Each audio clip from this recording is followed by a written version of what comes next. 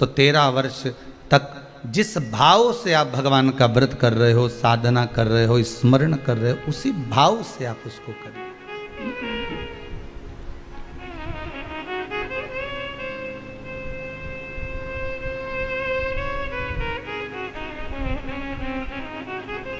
गणेश चतुर्थी के एक दिन पहले आ जाती है। सहज भाषा में समझ लो तीज को, हस्त नक्षत्र तृतीया।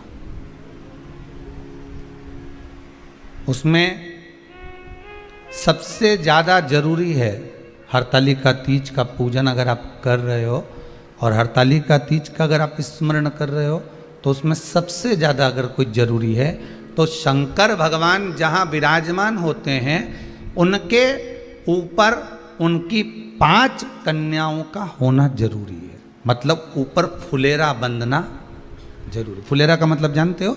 एक जैसे शंकर भगवान नीचे विराजमान है और ऊपर जो जलाधारी बनती है ना, तो जलाधारी की जगह पर शंकर भगवान की हरतालिका तीज के दिन जब नारियां पूजन करती हैं, माताएं पूजन करती हैं, कन्याएं पूजन करती हैं, तो उस पर जलाधारी की जगह फुलेरा बनता है। मतलब फूल की मालाएं उसमें लटका दी जाती है।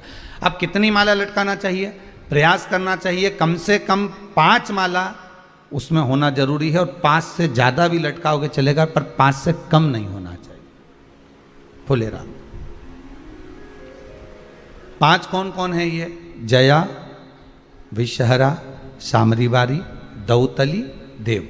शंकर भगवान की 5 बेटी है। इससे अधिक अगर आप लटका रहे हो तो शंकर भगवान की और भी बेटियों का व्याख्यान है। मनसा है, अशोक सुंदरी है, ये शंकर भगवान की पुत्रियां। नर्मदा जी का स्मरण आ जाता है, नर्मदा है। तो ऐसा बेटियों का तो आप ज़्यादा लटकाओगे चले जाएगा, पर कम नहीं। जैसे हरतालिका तीज का जो उद्यापन होता है, उद्यापन में सबसे मुख्य चीज़ क्या होती है कि जो भी आप वस्तु दान दे रहे हैं, जो भी आप वस्तु समर्पित कर रहे हैं, हरतालिका तीज के उद्यापन में जो भी सामग्री आप दे रहे हैं वो 5 होना चाहिए। जैसे फुलेरा का वर्णन किया कि फुलेरा 5 माला से ज़्यादा होगा चलेगा, पर 5 से कम नहीं, अधिकता में।